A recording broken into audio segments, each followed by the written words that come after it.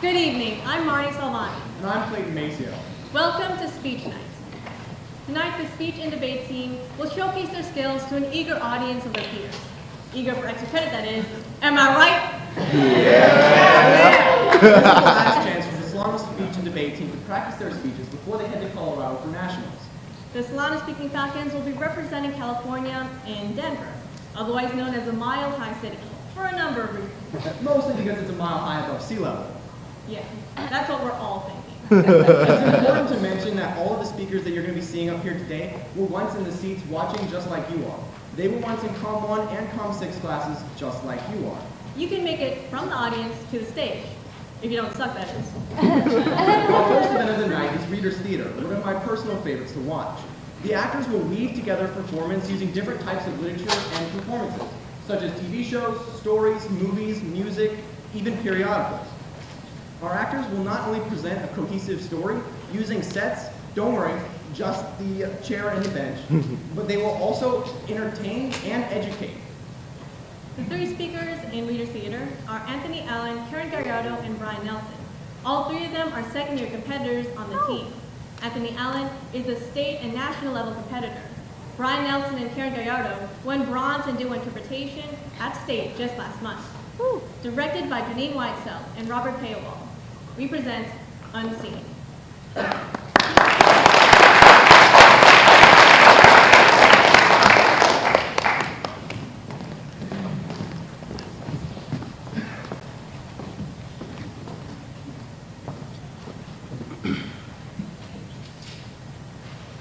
I need another story, something to get off my chest. My life is kind of boring, need something that I can confess. Tell me what you want to hear, something that'll light those ears. Sick of all the insincere, so I'm gonna give all my secrets away. It begins with our hero in front of a computer, conventionally handsome, save for the heavy rimmed glasses that are shorthand for geek. His fingers fly over the keyboard until he finds something he shouldn't. What's this then? Everything changes. Our hero befriends an outside the establishment reporter. He races through Hong Kong, one step ahead of the police. Trying to avoid the people out to get him for exposing the truth. One man against the machine. Or, it begins with a villain, cast in a sickly glow from the light of his computer screen. His face sinister, his eyes narrow and mean, his lips poised in a grimace. His lightning-fast fingers exposing secret after secret. And soon, information designed to keep America safe. Information the villain swore to protect is exposed to the entire world, including terror networks. Then it's up to a plucky team of US agents to track him through Asia before he can do more damage. See you in Moscow. All our secrets away. The story of Edward Snowden has the makings of a great film. Well, what kind of story Snowden's will be has yet to be determined. The conflicting feelings we have about Snowden are most evident in how we see him. A hero, a traitor, a fugitive, a Nobel Prize nominee, a whistleblower, or a spy. We are in love with stories of intrigue, spying, and rogue agents. With 50 years of James Bond movies, TV shows like The American Centurion, and countless video games and books. It is clear that spying has embedded itself deep into our popular culture. Spying is the second oldest profession.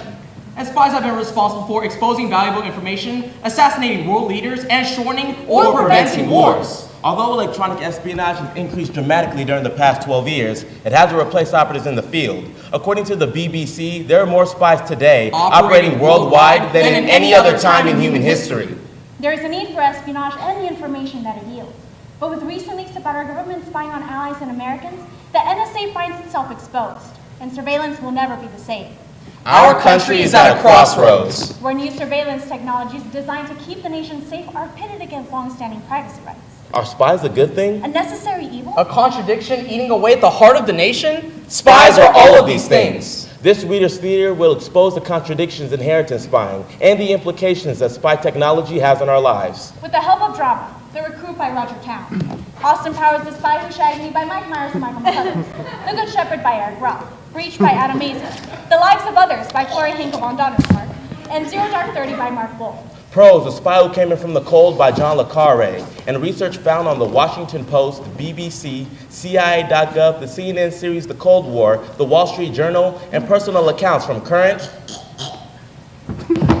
and former spies. In poetry, they watched by Anne Hartwick. Operative number 174 resigns by Kenneth Fearon.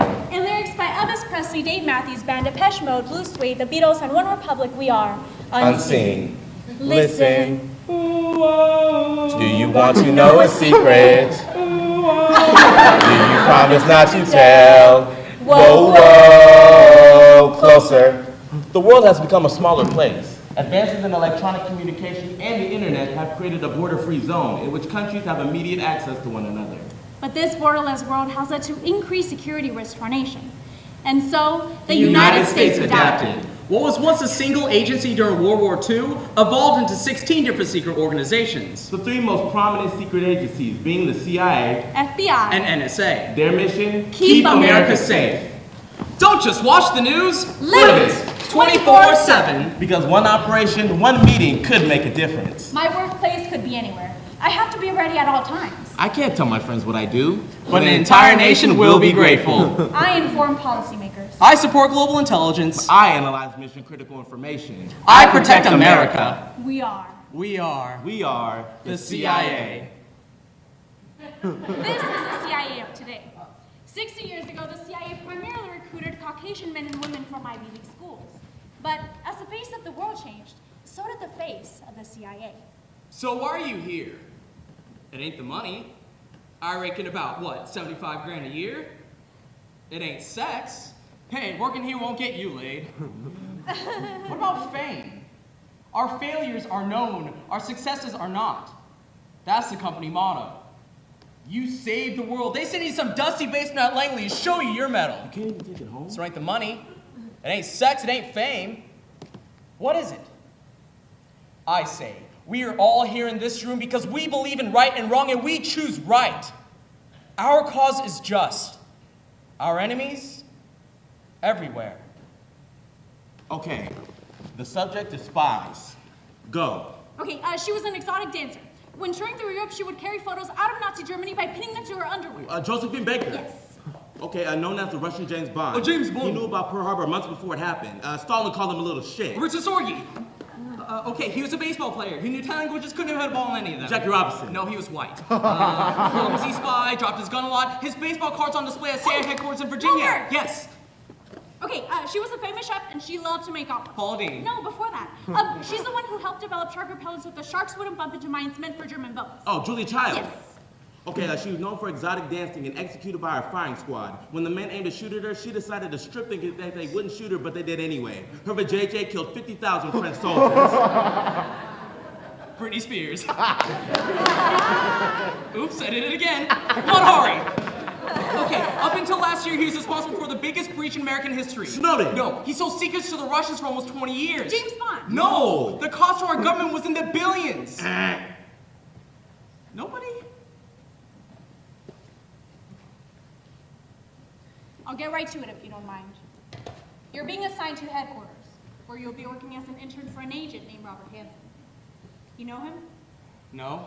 Former head of our Soviet analytical unit, considered our most knowledgeable analyst on Russian intelligence. He spent 20 years outthinking Russian spies. We're bringing him back to headquarters, where he'll be heading the new division safeguarding the FBI's IT system from cyber terrorism. So where do I come in? There's been some complaints in his file from female subordinates. You're gonna keep an eye on him first. Oh, wait, you're pulling me off high-priority surveillance for a harassment charge? Not a glamour detail. Sorry. A few rules. First, no one can know about this. Second, you'll keep a journal of everything that goes on in that office. Who he talks to, who he calls. No detail is insignificant. Got it? Good. One of the main tools of a spy is to gain someone's confidence, build trust with them, and ultimately, in many cases, betray them. Spies like Mata Hari and Josephine Baker have used sex as a way to gather information. The trade name for this type of spying? The honey trap. In the world of the spy, Ooga trust chaka, is a ooga weakness. ooga ooga And chaka, intimacy- ooga chaka, ooga ooga chaka, ooga. I can't stop this feeling deep inside of me. Boy, you just don't realize what you do. Ooga chaka, ooga chaka, ooga chaka, And your arms so tight, you let me know everything's alright. I'm hooked on a feeling.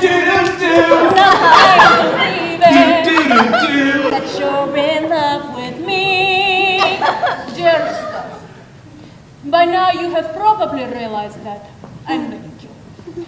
I leave for you this letter because I don't want you to think that romance was fading for me or anything like that. The only reason I'm letting you stay is because we have gathered all intelligence we need, and handlers are returning me to my country. Surely you must have suspected something. Did you really think women sexy and talented as me ends up with dumpy normal like you? Such a thing is against natural law. You honestly think I was liking your model trains? Oh, Vicky, no. Nobody's interested in model trains. As long as I'm coming clear, I speak perfect English. Oh, and I'm not Russian. No, I work for the Norwegians. We have a far more extensive intelligence agency. So, just wanted to say, sorry about your whole life being a lie and everything. My bad. By the way, I still have some traps around our house. I removed all the microfilm and computer disks, but completely forgot to deactivate the booby traps. Maybe don't reach into anything. Or like open anything. On second thought, Maybe you better just move. I'm caught in a trap. I can't get out because I love you too much, baby. The qualities that make a good intelligence officer. A suspicious mind, a love for complexity and detail, are the very qualities of someone you'll be observing. Good morning, Mr. Hanson. Tell me 5 things about yourself, 4 of them true. Sorry? It's a game we used to play at the Soviet Analytical Unit to keep ourselves sharp. It's lie detection. Oh, well, I don't think I'd be much good at bluffing. That would have counted as a lie right there. Mr. Hanson, my name is... No. Your name is clerk. My name is sir or boss, if you can manage. Yes, sir. Don't ever go near my desk again. Is that clear? Crystal. The successful agent is the one who masters the art of thinking conventionally. That is thinking as a member of the other side. And then that agent develops alternatives that'll take the enemy by surprise. Quickly come to the point, and never give anyone time to think. Who sent you? You have to kill me. Who sent you? Kiss my ass, Powers. Who sent you? Dr. Evil. That was easy. Why did you tell us? I can't stand to be asked the same question 3 times. It irritates me.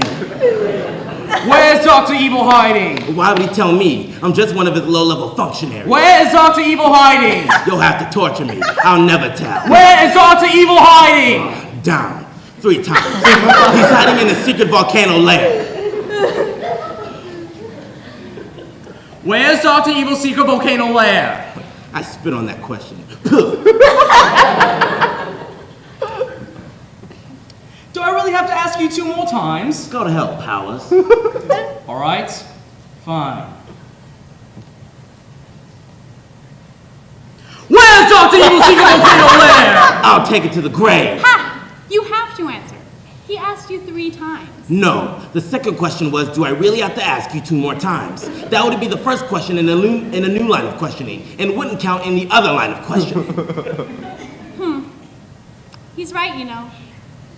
Our methods, Our techniques. and those of our enemies have become very much the same. Occasionally, you have to do wicked things, but you can't be less wicked than your enemies, can you? East Germany, 1988. Before the collapse of the Soviet Union, KGB and East German spying methods included routine surveillance on ordinary citizens. These people were interrogated without due cause, and cameras were everywhere. The KGB motto, know everything. I joined the East German peace movement in 1981. I was encouraged by my husband. My motivation for opposing state policies came after East Germany's decision to station nuclear missiles in the early 80s. My family was constantly harassed by the police. They broke into our home and made sure I lost my teaching job. My husband was the only person who stood beside me. In 1988, I was arrested on my way to a peace march. My crime? Carrying a banner which read, Freedom is how free your opponent is. I was interrogated and imprisoned. After the collapse of East Germany, I got access to my father. I learned that the main informer against me was my husband. I can't really say how I felt. It was as if I had died for a moment. the surprising thing was, the reports were written as if about a stranger, not a wife. To him, I was an enemy of the state. And he had done everything to fight me, the enemy. Betrayal, of course, is what distinguishes espionage from other crimes. It's not like stealing a loaf of bread. Once a spy has performed an act of espionage, there's no possibility of return. The betrayal of trust is permanent. I picked up the subject at 8 a.m. I followed, as usual, as he made his morning rounds. After him, and like him, I stepped into taxis, pressed elevator buttons, kept him under close surveillance as he dodged through heavy traffic and pushed through revolving doors. Nothing ultimately came of this. It doesn't matter. In any case, I resign. I want to see what you got on Mr. Hansen. What's your case against him? Why? Because I don't think you have one. You know, the guy doesn't drink, doesn't tell dirty jokes, and why the hell would you hand a new division to a guy who's retiring in 2 months? You through? No, I keep thinking he keeps shooting his mouth off about the Bureau, so nobody knows what to do with him. So we run him out of the building. It's bullshit! You've come to admire him, I see. Yes? Respect him? Yes. He's a traitor, Eric. He started spying for the Russians, we think, in 1985. He's given them military secrets, intelligence secrets. He told them where the president would be taken during a nuclear or terrorist attack. The damage he's cost the US government is in the billions. But that's just the money part. He's also given up lives. Sources in war. We don't have a handle yet on how many of our agents he's compromised. Maybe 50, maybe more. Look, I'm sorry I had to mislead you at first, but this is the worst breach in the history of US intelligence. So why don't we just arrest him? Director wants him caught in the act of making a drop. But that would give him the death penalty. Don't you think he's earned it? A couple of years ago, a lot of agents were disappearing. Dozens of them, vanishing. So the FBI put together a task force to find the mole who was giving them up. Guess who we put in charge of that task? Hansen. According to CNN, there are more spies inside the United States Working against U.S. interests and at the height of the Cold War, the Secret Services have taken an aggressive policy to root out enemy agents in the U.S. The primary method for preventing terrorist activity, know everything. Now, the same technology that watched Osama bin Laden Also watches us. Satellites in my eye, like a diamond in the sky. How I wonder. Satellites in orbit miles above London, Moscow, Istanbul, New York, Tehran. Transmit communications, navigations, weather information, research. They monitor our Earth's resources, and some monitor our lives. At this very moment, a satellite records the everyday lives of the people. A woman in Madrid hanging laundry. A man in LA taking his baby to daycare. A little girl in Jerusalem skipping rope, tripping and skinning her knee. Of course, its purpose is not to track the mundane, but to make a record of military involvement. To record any unauthorized, Russian troops amassing unanticipated, or outside unbalanced Crimea movement. last month. It does its duty, staring with one unblinking eye. Its magnificent distortion-free lens and high resolution allows it to perform its duty. Its duty to watch. And watch. And watch. Everything. Everything good needs replacing. The same technology that finds our enemies also finds our loved ones. Look up, look down, look all around, satellite. Beep, beep. March 8th, 12:41 a.m. Malaysian Airlines Flight 370 carrying 239 people leaves Kuala Lumpur heading to Beijing. 1:07 a.m. ACARS transmits its regular half-hourly data report about jet engines and other data to the airline. 1:19 a.m. The last words heard by air traffic controllers, good night, Malaysian 370.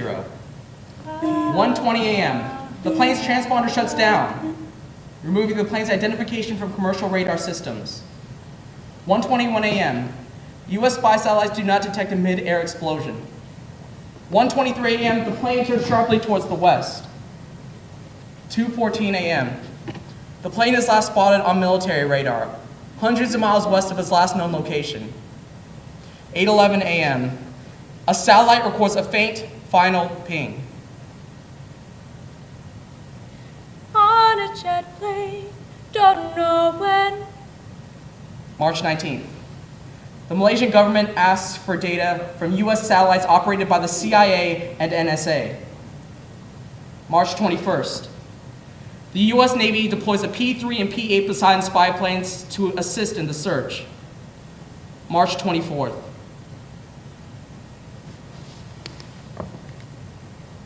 As natural and man-made disasters continue to grow in frequency and intensity, spy technology will become an essential part of humanitarian efforts.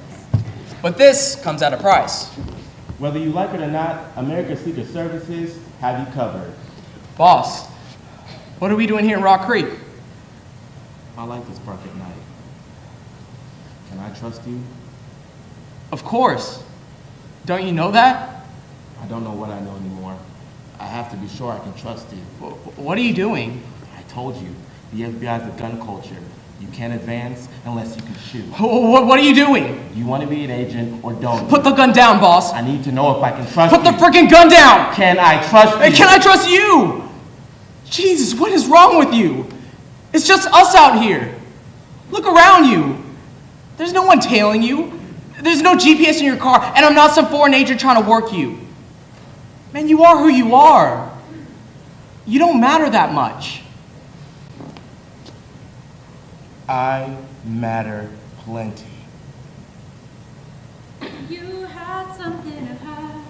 Should have hidden it, shouldn't you? Now you're not satisfied with what you're being put through. It's too late to change events. It's time to face the consequence for delivering the proof in the policy of truth. Freeze! Freeze exactly where you are. Don't move. What took you so long? Guns won't be necessary. Do you have any weapons on you? No. Bob, can I give you some advice? It goes a lot easier if you cooperate. On you, on your family. Even if all you give them is why you did it. Buys you some goodwill. It's not so hard to guess, is it? Considering the human ego. Can you imagine sitting in a room with a bunch of your colleagues, everybody trying to guess the identity of a mole, and all the while it's you they're after, you they're looking for? That must be very satisfying, don't you think? You won't believe me, but I intended this to be my last drop. Never again is what you swore the time before. Hansen was smarter than all of us. Actually, I can live with that part. It's the idea that my entire career was a waste of time. That's the part I hate. Everything I've done since I got to this office, everything we've all been paid to do, he wasn't doing. We all could have just stayed home.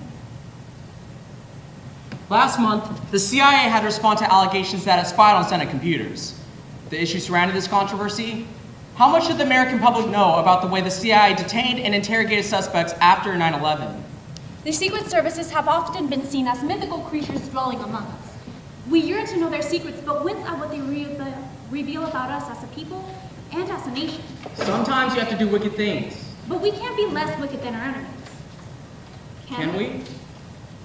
Right now, all this is about simply is you coming to terms with your situation. It's you and me, bro. Can I be honest with you? I'm bad fucking news. I'm not your friend. I'm not here to help you. No, I'm here to break you. You and your uncle murdered 3,000 innocent people. But I don't want to talk about 9/11 yet. No. What I want to talk about is the Saudi group. Who's in the Saudi group? I don't know. Just give us their names. I don't know.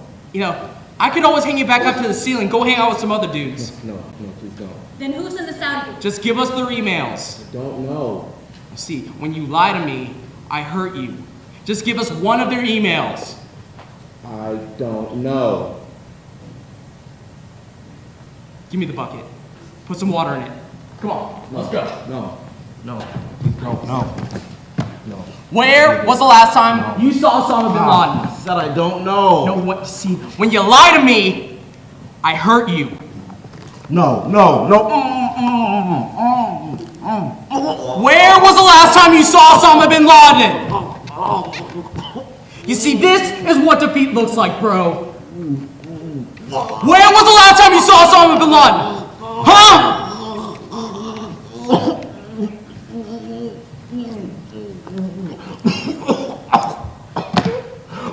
See, your jihad is over. Get him up. Now let me just try to explain the concept here. I have time. You don't. It's cool that you're strong and all. I respect it. I do. But in the end, everybody breaks, bro. It's biology. According to CNN News, the United States intelligence agencies have prevented 54 terrorist attacks around the world, including 13 in the United States. But our methods for gathering that intelligence make us uncomfortable. Whether we've had to sacrifice our integrity in the name of national security. However, Our intelligence agencies are limited. Before Russia invaded Crimea, our spy satellites detected troops amassing on the border. But our analysts detected no information telling us that this was going to happen. With our agencies still limited, How many more sacrifices are we willing to make? As we wrestle with the ethics of spying, the need for intelligence continues. John Le Carre said, "The actions of the secret services are the truest reflection of the character of a nation." If that's true, what does it say about us? It begins with operatives in the field. It begins with Secret after secret. It begins with their mission. Keep America safe. The Secret Services have taken an aggressive policy to root out enemy agents in the U.S. Our methods. Our techniques. And those of our enemies have become very much the same. East Germany, 1988. The KGB motto? Know everything. everything. See, when you lie to me, I hurt you. I need to know if I can trust you. But our cause is just.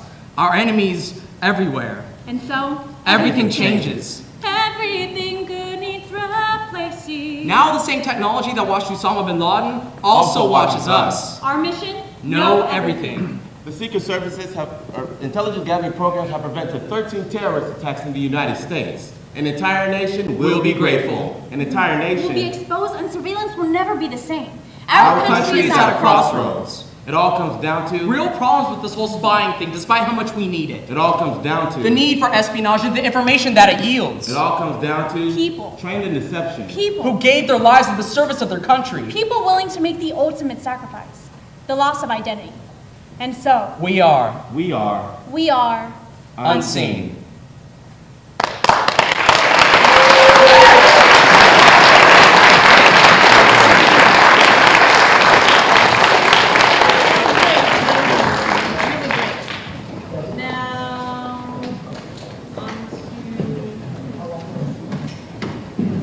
What are you wearing? This is my spy tux.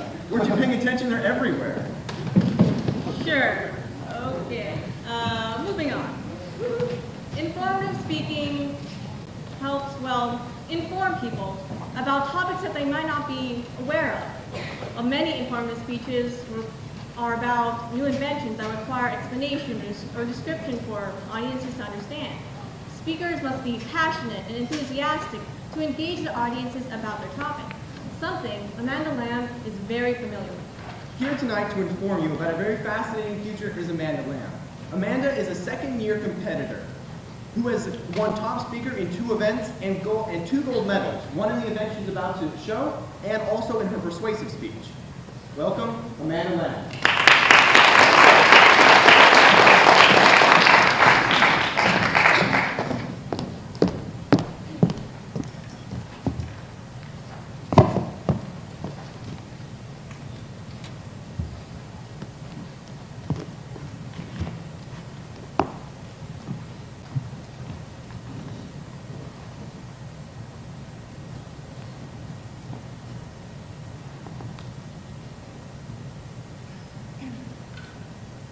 eels, rattlesnakes, and leeches. What do these creatures have in common? Well, besides the fact that they all give me the creeps, cells from these animals could one day be put together with human cells to make new synthetic organs. London biomedical designer Agatha Haynes has conceived the incredible notion of inventing totally new life-supporting organs, coined circumventive organs. According to Dr. Robert Langer in the February 2013 edition of Mechanical Engineering, the concept of circumventive organs focuses on the ability to replicate and print cells in complex structures. This could mean cells with various functions could be put together in new ways to create new organs that have the potential to alleviate heart attack, stroke, and the effects of cystic fibrosis. Frankenstein-esque hybrid organs could then be put together using cells from different body parts, or even different species. And that's exactly where our scaly and slimy friends come in. Agatha's concept uses various parts of eels, rattlesnakes, and leeches to create totally new organs that could overall help prolong human life. So let's familiarize ourselves with these circumventive organs by first extracting the background and development of circumventive organs, then slithering through how they work, before finally soaking up some shocking future implications of these amazingly creative, totally new organs. With millions of people sick and dying from diseases like cystic fibrosis, heart attack, and stroke, the struggle to find cures, or at least methods of suppressing these health issues, continues. So, scientists and out-of-the-box thinkers like Agatha Haynes are trying to discover new ways to help increase and sustain healthy living, even if that means the application of synthetic biology. ScienceGallery.com, last updated in January of 2014, defines synthetic biology as an emerging approach to genetic engineering, bringing together designers, engineers, and artists alike.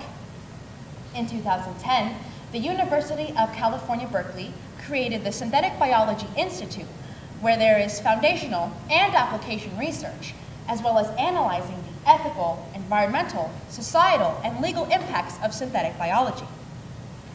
When it comes to procedures, such as transplantations, imagine if we could change the biological composition of the animal we are getting the organs from with our own organs.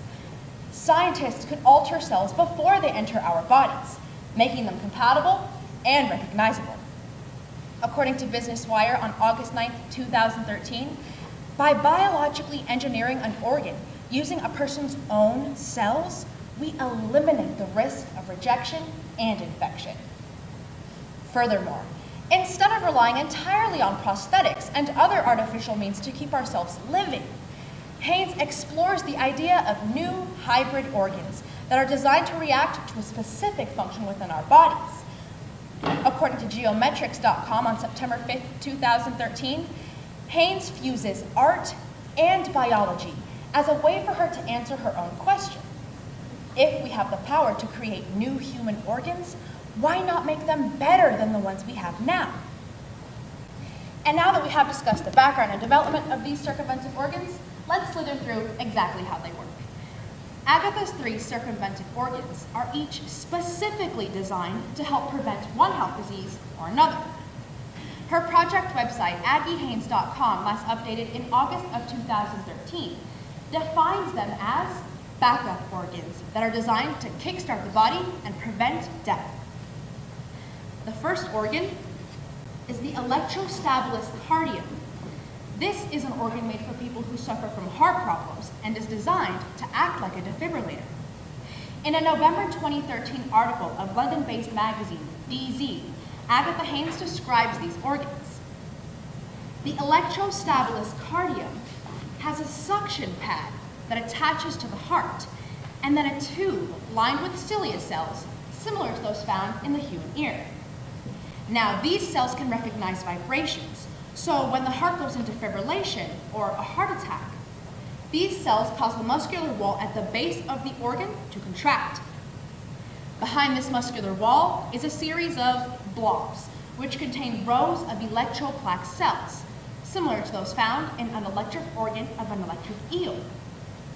When this muscular wall contracts, these cells discharge, causing an electric shock to travel to the heart, which then defibrillates it, causing it to revert to its normal beating pattern.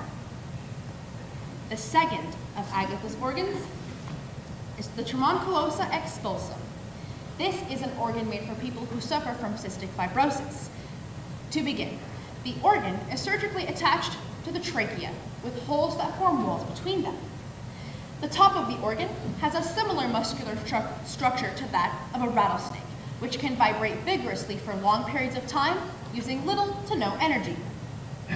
Haynes states that these vibrations cause any mucus along the trachea walls to become dislodged and move down the tubes of the new organ into an opening that is attached to the stomach. This then allows the mucus to be dispelled through the digestive system. How cool! One of the most common chronic lung diseases is prevented, and from the aid of such a dangerous and aggressive animal. Finally, there's the cerebrothromboid dilutes, which contains cells from the saliva gland of a leech. This life-saving organ would release an anticoagulant when it feels the pressure of a potential blood clot in the brain as a way of avoiding a stroke. With so much to gain and so little to lose, these organs are a promising and exciting look into the future of the medical field. And now that we have discussed how these organs work, let's explore some future implications. TheDailyMail.com reported in August of 2013 that Haynes has been interested in how people will respond and react to new organs, whether it's a transplant or a prosthetic, and how sometimes it takes a while to accept something new, as initially it feels alien to the body. Haynes continues in saying, "I believe if these organs are partially made from our own cells, people will be more likely to accept them into their bodies." And her belief is correct, both biologically and psychologically. Take some human cells, add some eel cells, put it in a bioprinter, and boom, just like that, a brand new organ is made.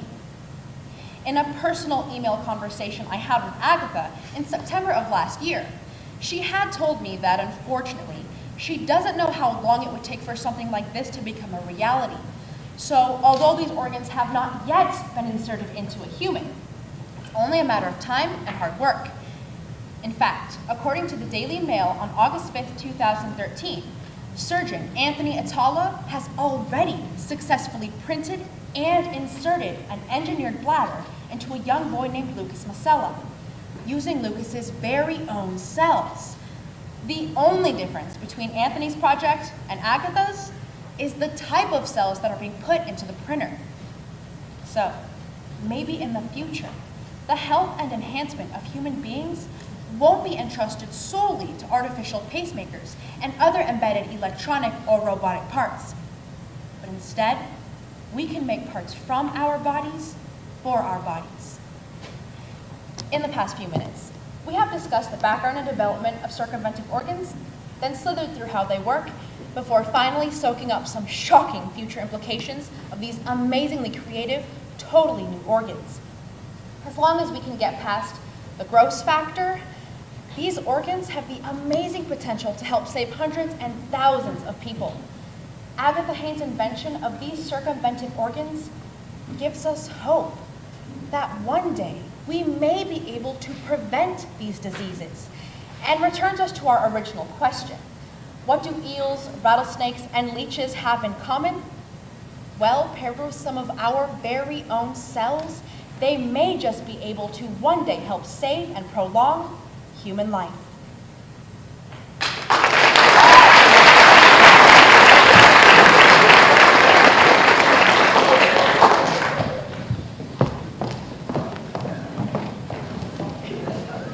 You know what my favorite part about being on the team is, Lance? No, what? The people. I've made so many friends, and I believe for life, because you really make an everlasting bond when you're sleepy, tired, starving, and you still have to perform your speeches. And I'm just so proud of seeing my friends succeed right along with me. And pretty much these guys are the funniest, smartest, coolest people I know. And I'm not just saying that just because their parents are in the audience. These guys are truly my second family. Now, before it gets too sad, let's move on to the next speaker. The most participated in individual interpretive event is prose. Prose is when a speaker selects a piece of literature, usually a novel, short story, or essay, to be edited and then performed. This is essentially dramatic storytelling. It brings the audience into whatever world the speaker is trying to convey. The speaker analyzes their literature and then brings to the forefront a certain type of theme or idea. Many strive to be humorous, while others focus on appealing through harsh realism. Malcolm Gamble is a second-year competitor and has won numerous awards. Just recently, he won silver in informative speaking at state just last month. Please give it up for Malcolm Gamble.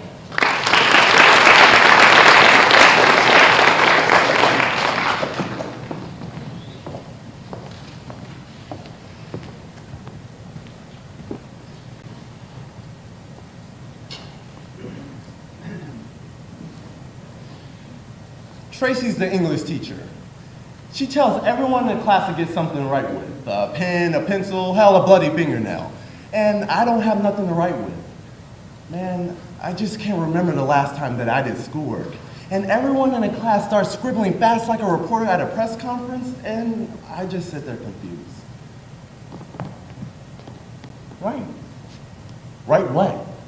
Anything you want. Come on, I know this trick. Teachers always tell you to express yourself. When you really do, you get in trouble. I write, you suck. Oh, okay.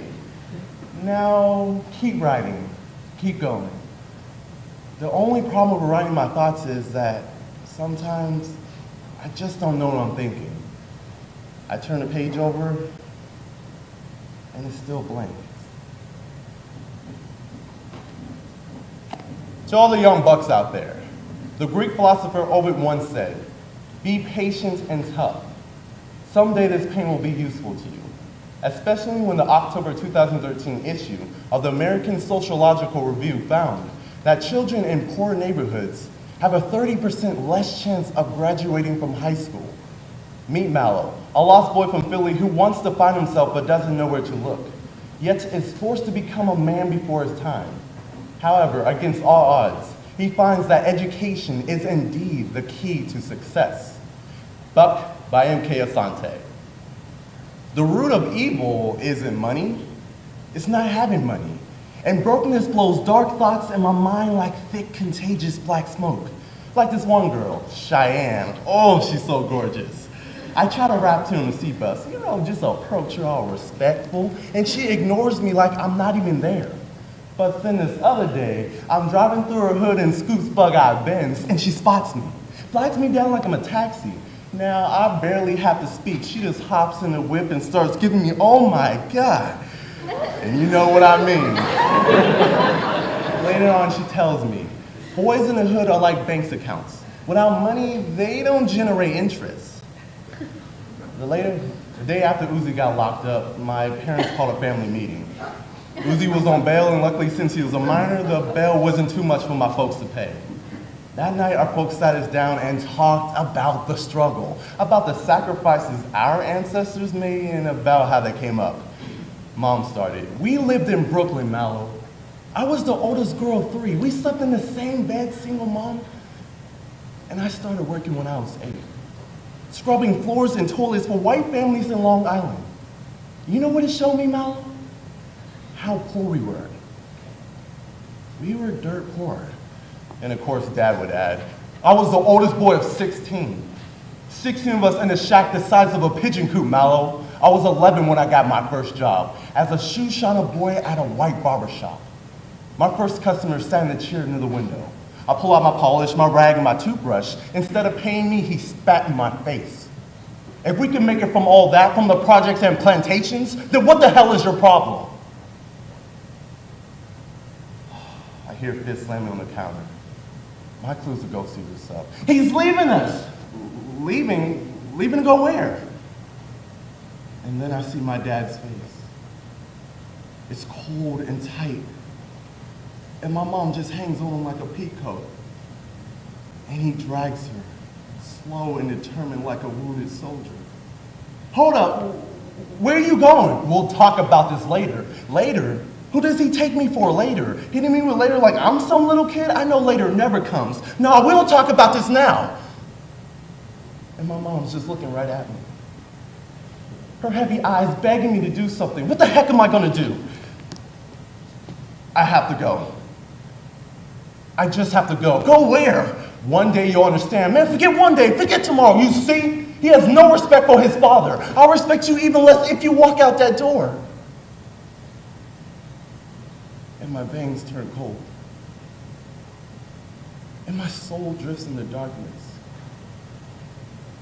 as he turns his back on us and marches into winter.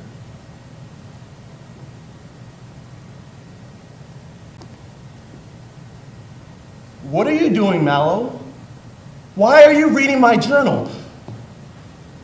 She's standing in the doorway to my room,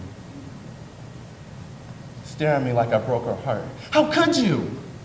How could you violate me like that? Her eyes fall on my table, on my gun, and on my money. She sees a new pile of clothes on my bed. She grabs as much gear as she can hold and power walks out of my room. She hurls my clothes over the railing. I bolt downstairs. What the heck?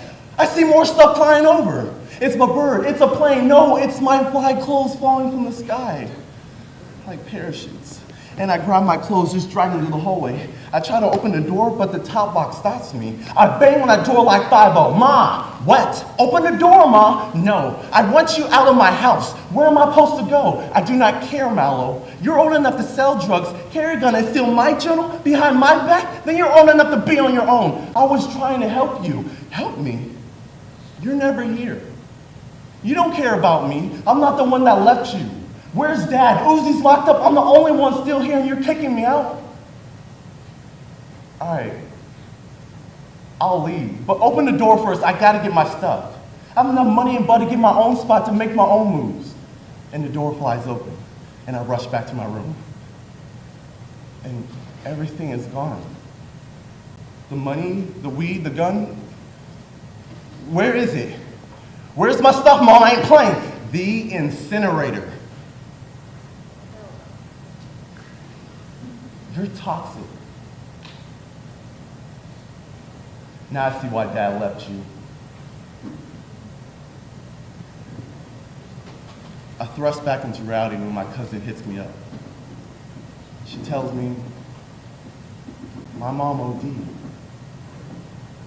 and they don't know if she's gonna make it. I'm hugging my mom, just praying she could be happy again. I know Uzi, my dad, and me are the reason she's in the hospital. We did this to her, to us. What about school, Mallow? I dropped out. It's the only thing they can't take away from you. Your education is your passport to the future. And your uncle has a friend that teaches at Creedfield. I want you to go there. If you go there, I promise you, I will get better. The English teacher tells me to write, and I write, school sucks. I turn the page over, still blank. The purpose of writing, Mallow, is to stop time. Writing synchronizes your mind, body, and spirit. Just picture yourself writing. The blank page begs me to tell a story, one that's never been told before, and to tell it like it will never be told again. And I hear my uncle's voice in my head. Let the beauty of what you love be what you do. So I stare deep into the pages, and I finally see myself. Young buck, buck wild, buck shots, buck wages, make buck, slave buck, buck one, buck sacred, buck 50, buck block, buck down, buck wasted, go buck, get buck, buck system, buck naked, buck back, buck strong, buck wild, regulated, buck smart, buck freeness, buck awareness, educated. I feel something I never felt before. These pages transform me, motivate me for something better. And after that day, I never looked back. And the day of graduation, when I was handed my diploma, I look into the crowd, and I see my mom crying tears of joy. That her young buck has grown into a man, with an education, with a passport to the future.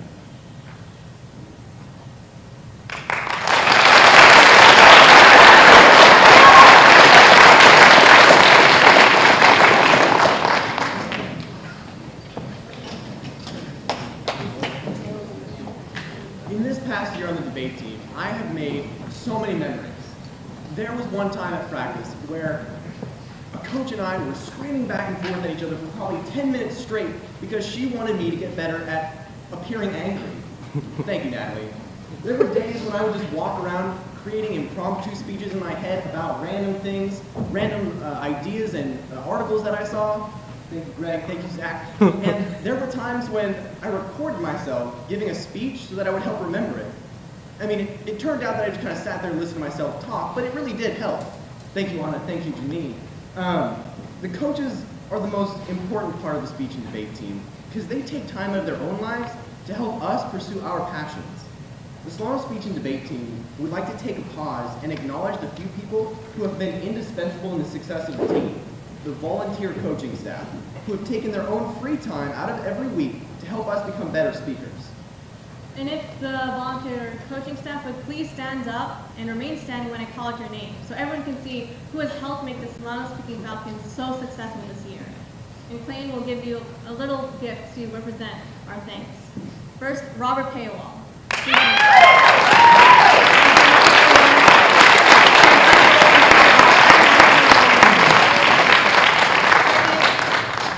Zach Freels, another Solano graduate who transferred to Northern Arizona University.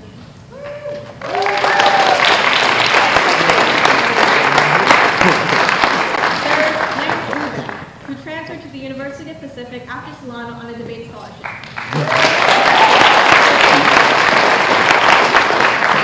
John Kopp, who won gold in debate at nationals for Solano.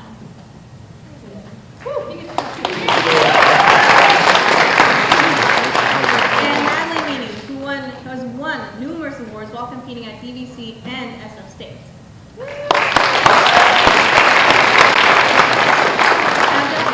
Jake and Natalie are both moving on to earn the graduate degrees to become speech coaches and professors.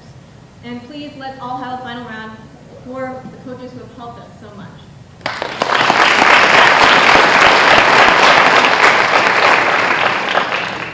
Now, our next event is persuasive speaking.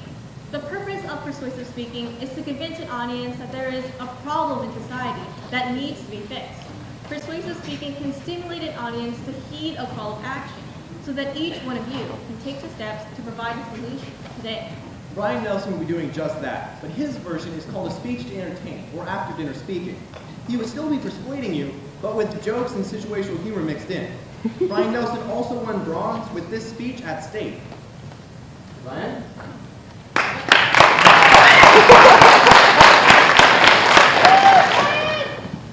Good stuff. All right. Picture a 12-year-old me. I was about yay high and looked exactly the same as I do now, receding hairline included. Now picture me being chased with one of the most dangerous weapons in the world. But what was it? A crossbow? A flamethrower? No, worse. Well, I brought that weapon with me here today, and I can't believe they let me bring this to speech night, but here it is. Now, how does this become a killing machine? Because I am highly allergic to cheese. Now, this is just an example of the unjust treatment shown toward my people. No, not Asians. Fetus. People for the ethical treatment of allergy sufferers. According to NPR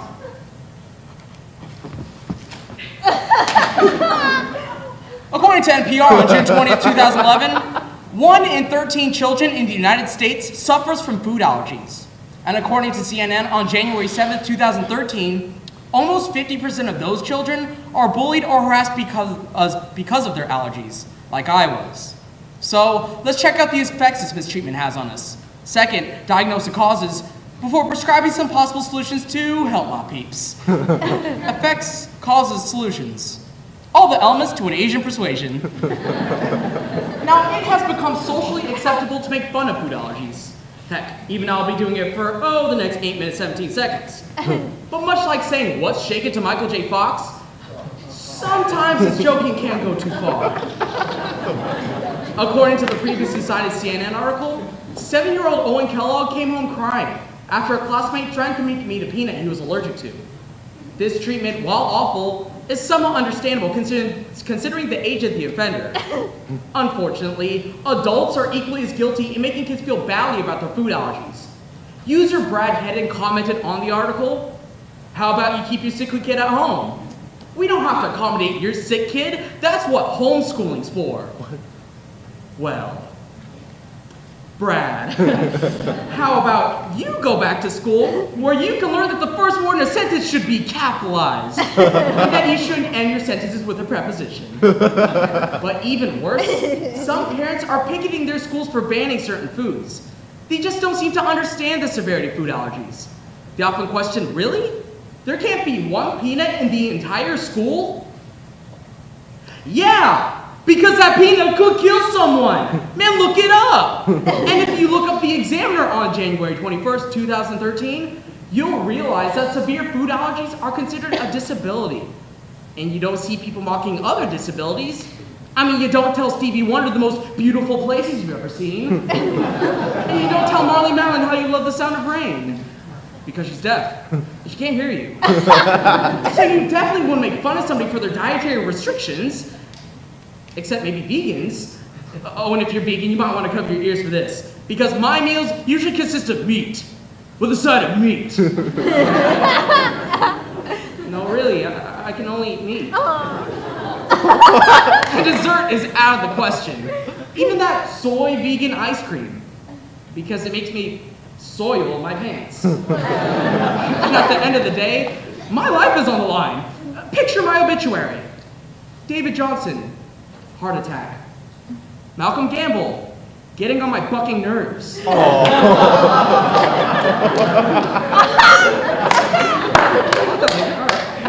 Brian Nelson, cupcake. Now that you know it can happen because of my food allergies, let's find out why. Now, like a snowman, the causes of this problem lie in three parts: personal misconceptions, the school system, and the media. Our society knows so little about food allergies that even the people who have them don't fully understand it. In fact, the Mayo Clinic's website on July 13th, 2013 tells us that most food reactions are due to an intolerance, not an allergy. The difference between the two? In an intolerance, the digestive system is primarily the only organ system affected. An allergy, on the other hand, causes quicker, more severe reactions to many different organs, sometimes resulting in fatality. Fatality! Food allergies win! No Mortal Kombat fans? It's okay. Additionally, schools are still behind on adapting to students with food allergies. But what can we expect from an institution that thinks tomato paste on pizza is a vegetable? According to PBS on August 18th, 2013, only 13 states have guidelines for managing food allergies in schools. So that's 74% of the country that doesn't have such policies. And you can trust the math on that, because, well, you all know. I used a calculator. The Oakland Press on August 4th, 2013 reports that the state of Michigan does not require schools to have emergency protocols for anaphylaxis and does not formally recognize the problem of allergies in schools and address it. But it does formally recognize that a wife cannot get her hair cut without her husband's permission. So, you know what that means, right? Lesbians can never cut their hair in Michigan.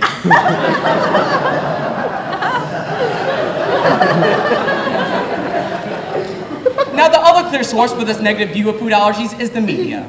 Characters with food allergies are often portrayed as weak, high-maintenance nerds, which is ridiculous, right? I mean, check out these guns. I can bench press twice my body weight.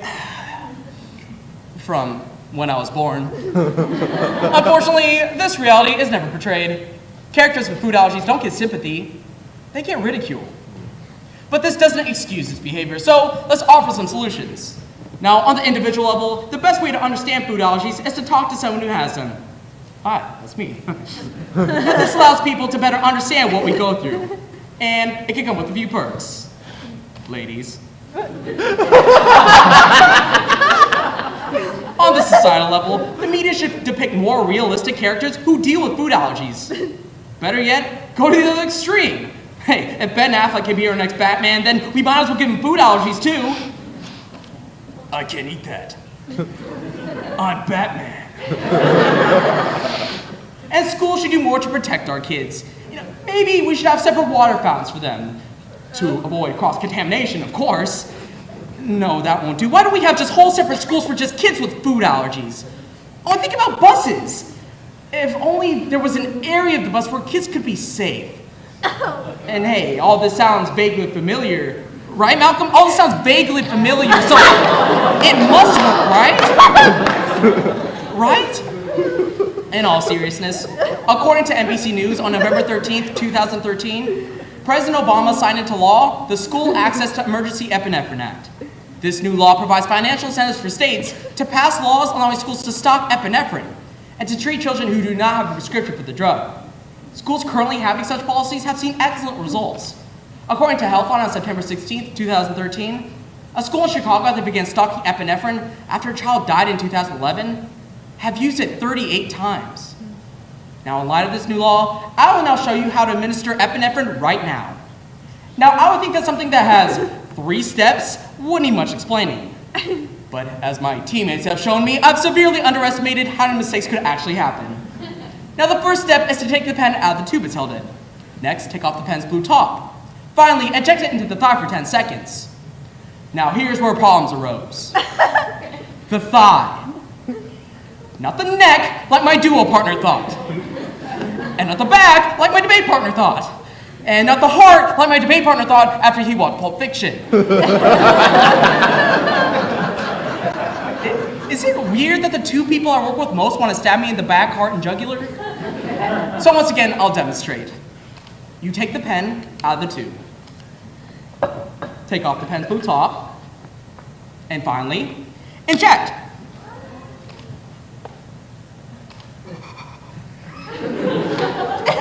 Well, ladies and gentlemen, it appears as if I failed to use my tester pen, and instead used the real thing. Well, this should be the most energetic conclusion you've ever heard in your life. Over the last few minutes, I've talked about the effects, costs, and prescribed solutions to the treatment of people with food allergies. Over here, it's like, kids are making fun of us, and adults are making fun of us, and somehow I take from cupcakes. And over here, it's like, the school system sucks, the media sucks, everyone just sucks, and there's just so much energy running through me. I just want you all to experience that. So what I want you to do right now is make some noise. Come on, people, make some noise.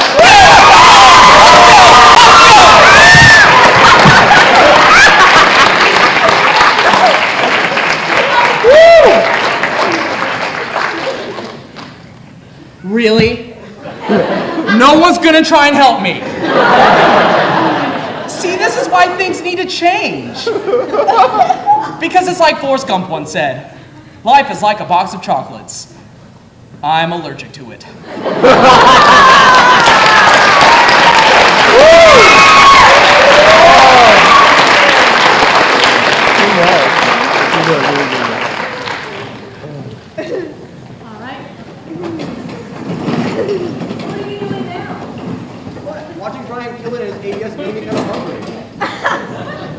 Were you not listening at all? Share these with them then, huh? No, not going to bed. It's being set up behind us here. In parliamentary debate. Parliamentary debate. I'm pretty sure it's named after the way that they debate in Parliament. Suddenly it makes sense that the first speaker is called the Prime Minister. This is an event that has 2 teams of 2 individuals who have 15 minutes to prepare both defensive and offensive cases against a specific resolution. Okay. This event demands that the women be quick on their feet and well knowledgeable about the world around them. Tonight we will be debating a topic concerning higher education and whether or not it should be free. Now tonight, in one corner, are Roxy Gallegos and Malcolm Gamble. Roxy Gallegos is a first-year competitor and has received numerous awards in debate. Malcolm, as you've met, he is also transferring to Concordia University, Irvine to compete at the 4-year level. Woo! Now, they've both been successful as a team and have received numerous awards as well. Woo! Yeah, girl.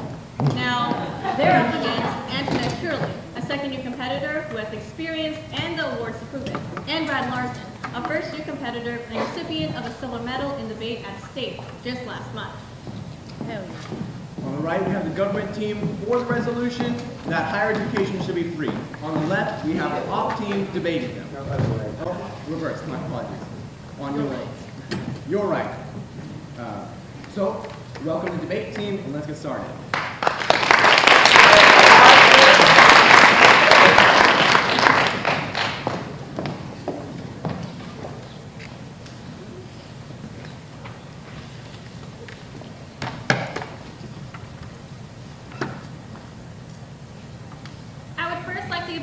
Thank yous for everyone being here tonight, whether it's for extra credit reasons or for the reason that you guys like this future debate team.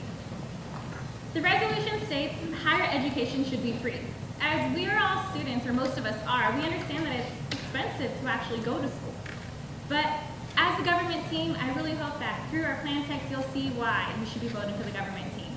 So my partner Malcolm and myself, a big round of thank yous for the opposition team, Antoinette and Brad, and let's get started. First observation here today is definitions. So we will go ahead and define as higher education as all education after high school. Observation 2 requires a criteria.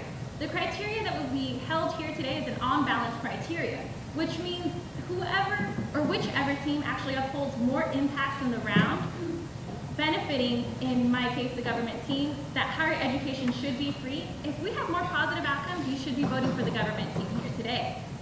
The significance here is that, first and foremost, since 1984, the cost of tuition has actually gone up 443%. That's roughly a 15% increase every single year. Also, according to Business Insider, the United States student debt is roughly $1 trillion. So just for a student to actually provide money for themselves to go to school, we're accounting for $1 trillion in the United States. This goes to my plan text moving forward. The United States federal government, through an act of Congress, will make higher education free. The enforcement will be through the normal channels of tax revenue, and the enforcement, or that's the funding, the enforcement will be the Department of Education. The time frame will be as soon as possible. So essentially, our plan is going to model Denmark's higher education plan, which brings me to the advantage here today. First advantage is titled More Educational Society. The harms here are currently our society has a lack of access to higher education because it is so expensive as we all know. But the solvency here is that with this plan actually passing, it will allow the opportunity for people who aren't fortunate enough to pay for higher education, increasing education all around. The impacts here are the fact that we're going to have a more informed society and a more educated society. So the next time we have elections, we'll have a more educated society to actually vote for who we want to have in office.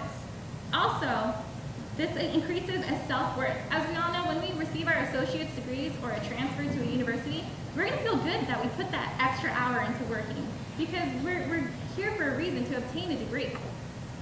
This onto my second advantage of increasing innovation. The harms here are that currently the American economy is based around an advanced economic setup.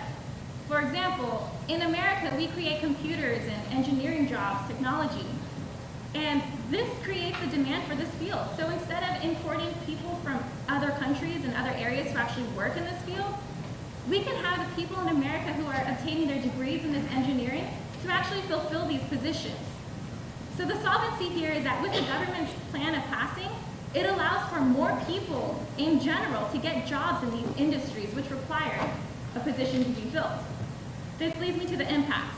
This is going to increase our economy, increase the advancement of our technology, and increase the jobs that you and I can all fulfill. Also, America creates these technical jobs, so we might as well fulfill them with the American people. So here today, as a government team, we informed a plan text of having higher education be free. As we are all students of Solano Community College, or most of us are, or have attended, you can see that education is expensive, and to have a higher education be paid for, we can all be more educated and we can actually involve ourselves in society in a way that we haven't been in the past. Vote for government team, please.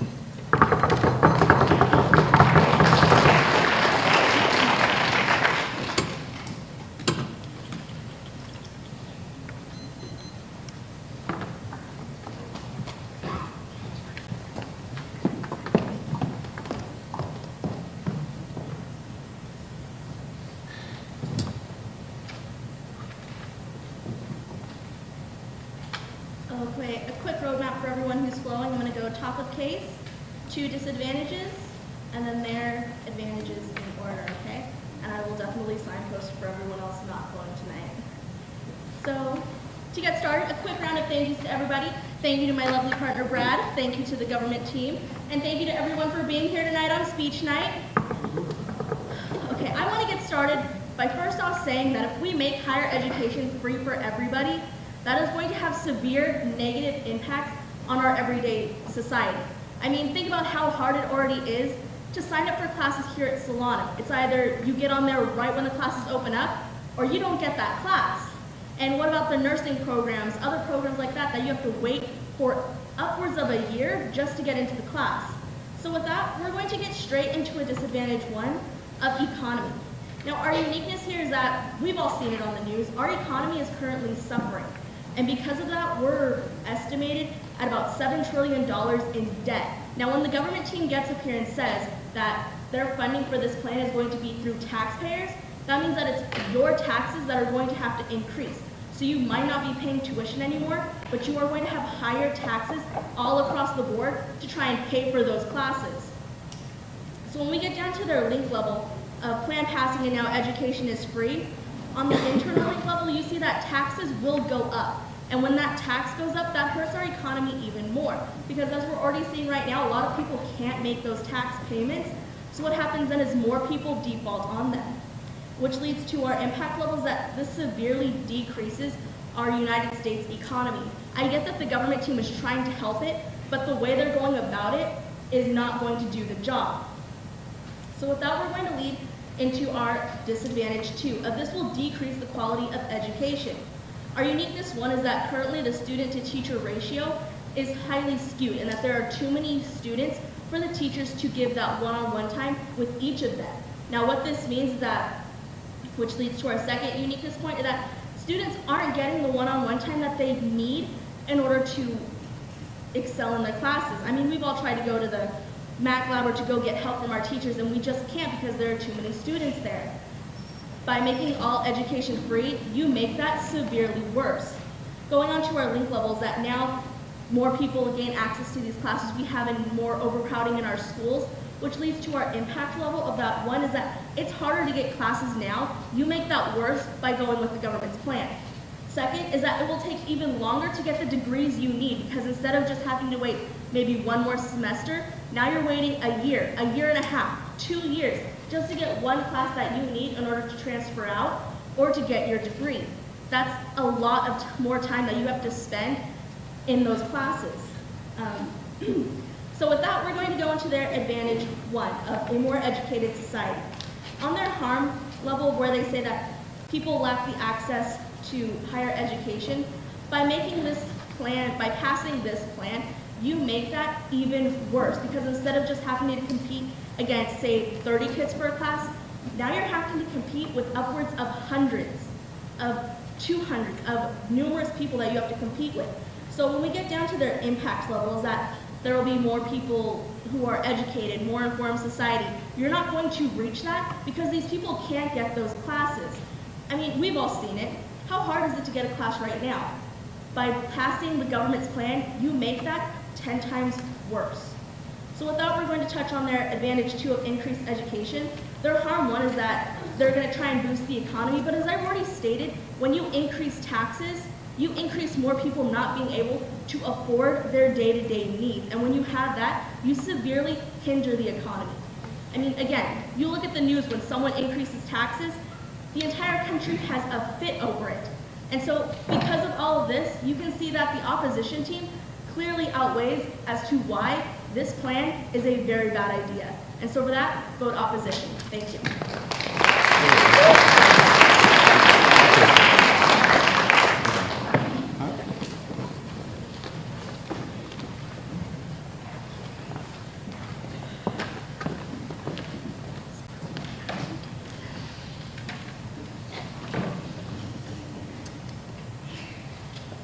All right, quick guys, I just want to let you know, if you agree with something, I want you to knock on your desk.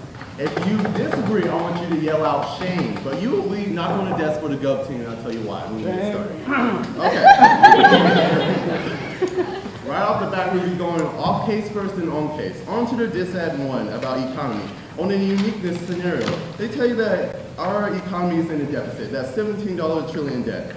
And then people won't want to increase their taxes. My first response to this, we have taxes are higher paying on us right now. And they go into one, we don't know where to go, but with our plan, we at least know that our taxes are going into education so we can have a free education system. So we don't have to pay, I don't know, out of pocket, maybe $700 to go into a community college. Now we can walk in there free to get an education. So with your tax money, which would be our money, at least we know it's going into our educational system, even though it may be high. But in the end result, we will have free education, and we know it's going there. So right now, let's knock on the table and say it's going to. There we go. Our taxes are going to the right place. So going on to their links in there, the taxes will go up. People can't make the payment. Through our plan, as my partner tells you, taxes will go up. But if the rich can make the payments, they'll make them more. But if you have a low income, they won't tax as much. But as long as we know that the taxes are going to education, then we should be happy with that, because the end result, we will have an education that is free and we can go to our universities that we want to go for. Like San Diego State people, let's do it. So going to the impacts, let me say it decreases our economy. One, it would not decrease our economy, meaning more people could go into education. That means they come out with their jobs and degrees, meaning we will have more people educated to innovate and create more jobs like green emissions, like green products like that as so. So going on balance criteria, let's go into the disad 2 when they tell you on the uniqueness layer that it's going to be overcrowding.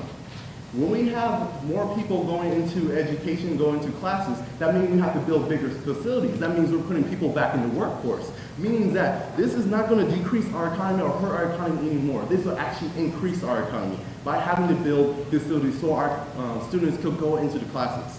So going to the second uniqueness that can't get enough help personnel. By having more classes and bigger classes, we mean we have to hire more teachers, meaning more teachers getting jobs, meaning more boost in our economy. That means more kids get help through our plan. What their plan is keeping status quo, meaning keeping English labs with only one teacher to teachers. We don't want that. We want more. We want more education.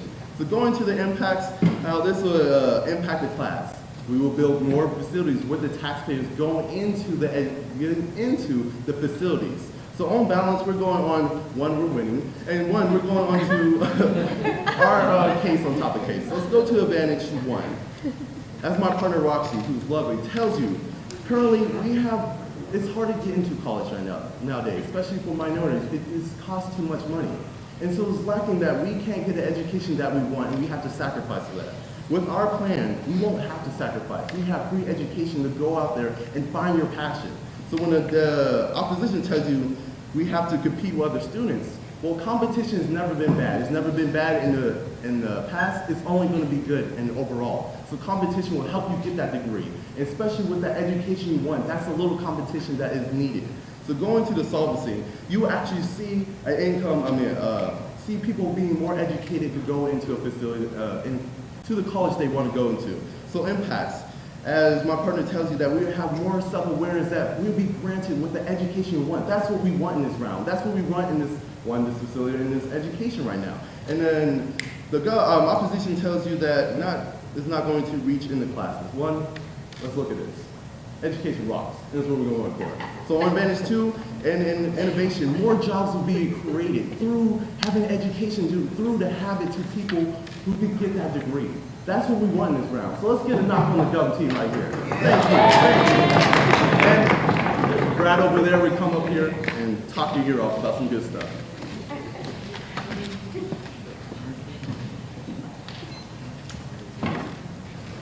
Thank you, sir. Mm-hmm.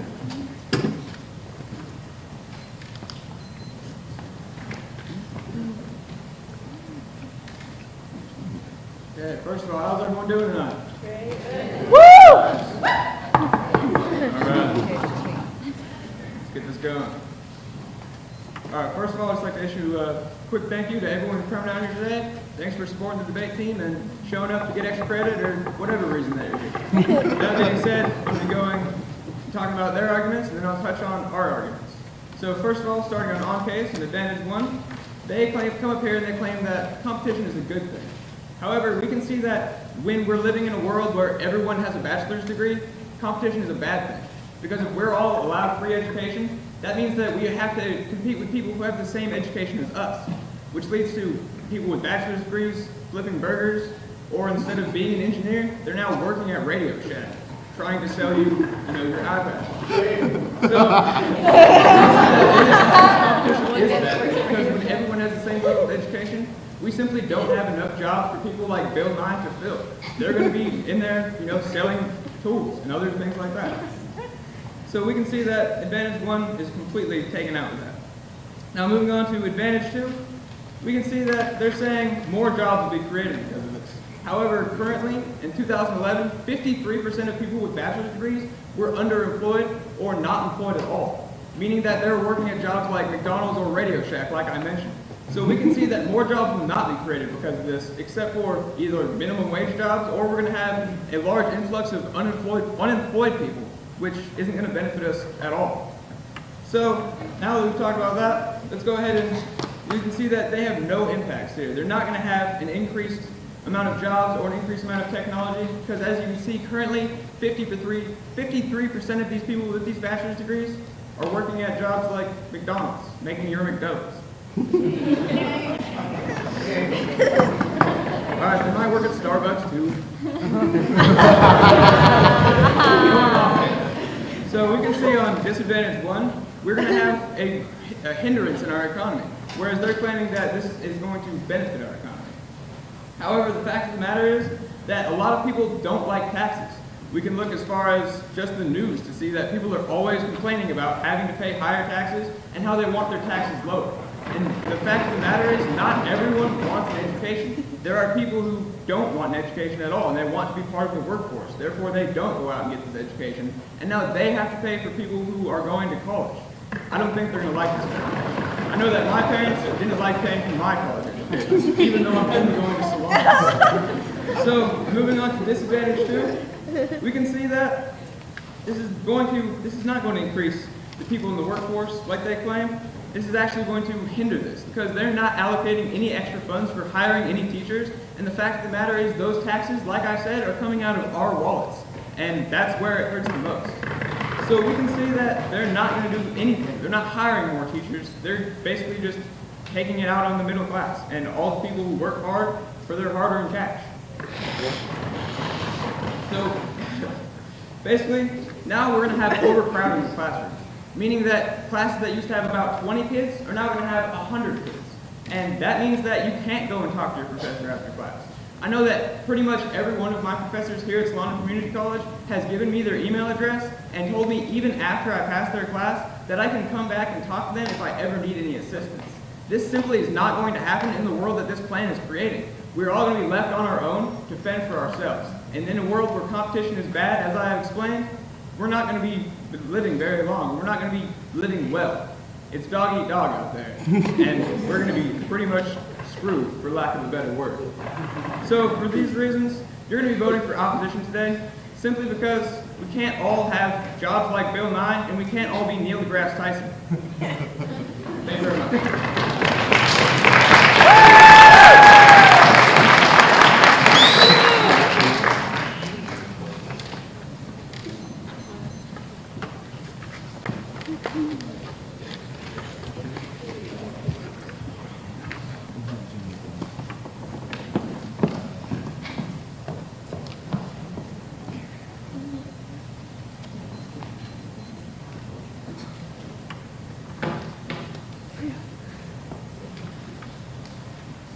Okay, so now as the leader of opposition, I get a 2-minute rebuttal speech.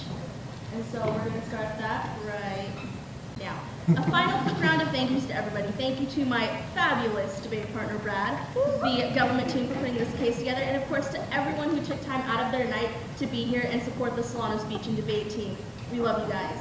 So to get started, I'm just going to do a quick overview here of what you're going to be voting for today.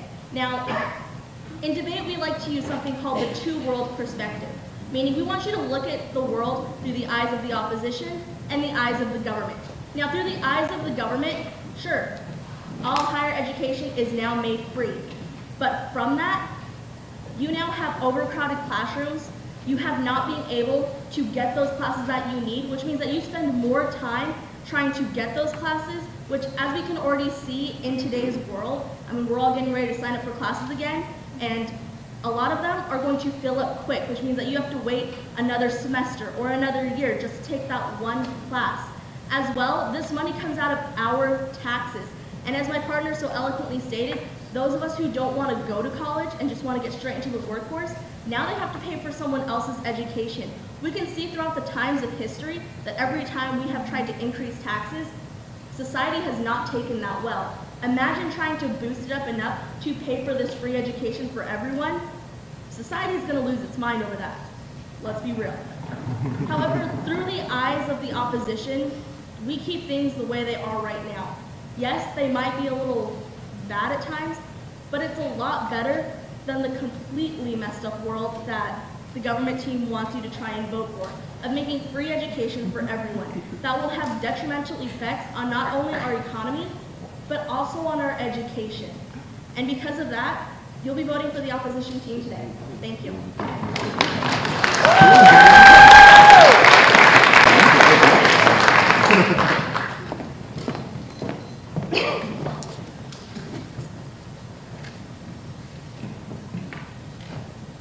All right, last big round of thank yous for everyone being here tonight. It's been a fun debate so far. Let's get started. So, like Antoinette stated, we kind of have a two-world syndrome thing. And what's going on is the opposition team is stating, hey, you know, let's not get free education because not everybody wants a higher education. However, we do need college in order to benefit ourselves in the future. Nowadays, a high school diploma won't get as much. In fact, a bachelor's degree kind of won't get as much either, but we need to strive for that higher education to benefit ourselves. I mean, if Harry Potter can get a free education, why can't we, right? So, the government team, with our plan, it states that we're going to get much impact here. And like the criteria that I stated earlier today on balance, we hold more weight in this round because we have more educated people in our society, so we can vote for the person that we want to vote for. We can actually develop ourselves into our society, creating and fulfilling the jobs that are out there in the computer fields, engineering fields, and everything. Well, Brad argues that, you know, maybe people want to work at Starbucks, but what if you open your own Starbucks? You know, what if you want to create your own coffee shop? This will allow you to have a higher education and to actually compete out there and to create your own business. And that's what the increasing of innovation is here. Who wants to be the next Steve Jobs? That could be one of us in this crowd here. And we can't get there unless we have that higher education. So here today, and the reason why if you had ballots, you'd be voting for the government ballots, you're going to see that the government team actually, we care about our education. We care about providing free education for all. Well, like I stated earlier, Harry Potter had a free education. We could be that next wizard out there. The opposition doesn't guarantee that there's a free education out there. So with that being said, you can see that our advantages hold more weight in this round as far as benefiting and impacting ourselves by giving ourselves a better self-worth. So with that being said, I know that you all will vote for the government team here today. So thank you for coming out tonight.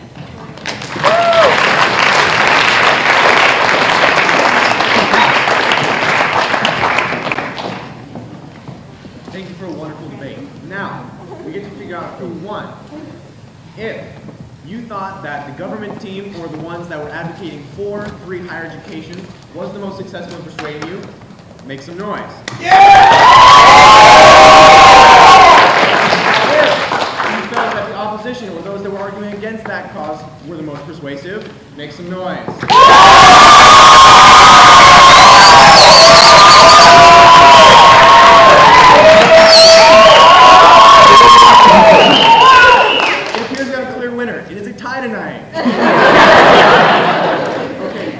Thank you all for coming tonight and joining us for the Solano Community College Speech Night. I hope you had fun like we did.